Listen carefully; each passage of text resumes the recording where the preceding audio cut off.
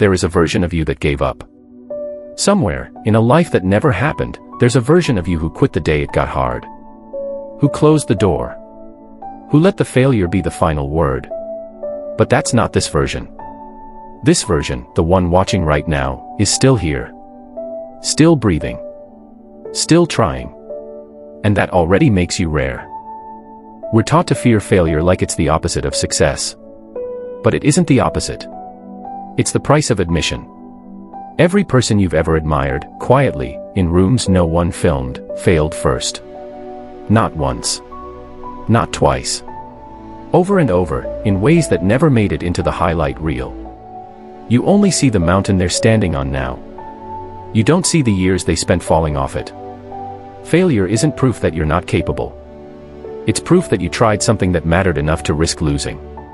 Nobody fails at things they never attempt.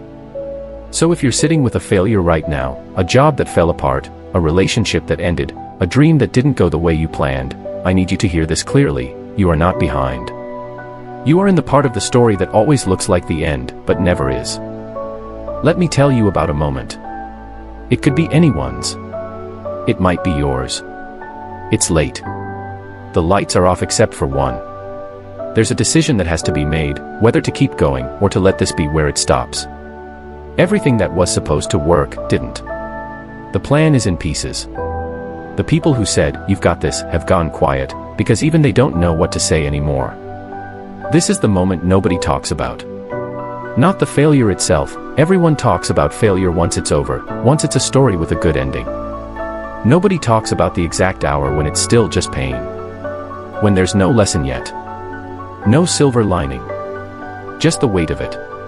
But here is what's true: even in that hour, even when it doesn't feel true, that weight is not being wasted. It is being converted, slowly, invisibly, into something you cannot get any other way. Into patience. Into perspective. Into the kind of strength that doesn't come from winning, but from staying when winning wasn't an option. You don't build resilience in the moments things go right. You build it in the moments they don't, and you show up anyway. Here's something worth sitting with: every setback is a redirection, even when it doesn't feel like one at the time. Not in a poetic, greeting card way. In a practical way. The failure removes options. And when it removes the wrong option, the one that wasn't going to work anyway, it leaves you standing closer to the one that will, even if you can't see it yet. Think about a river. It never moves in a straight line. It hits rock, and instead of stopping, it bends. It finds another way. The bend isn't the river failing to reach the sea. The bend is how it reaches the sea. Your setbacks are the bends. They are frustrating. They are slower than the straight line you wanted. But they are not the absence of a path. They are the path, just not the one you expected to walk.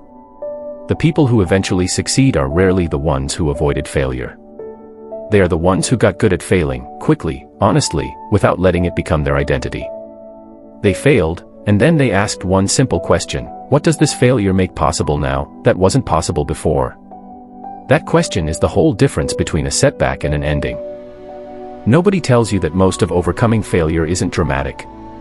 It's not a single moment of triumph. It's not a movie scene. It's small. It's quiet. It looks like getting up on an ordinary Tuesday when nothing has been resolved yet, and doing one more small thing anyway.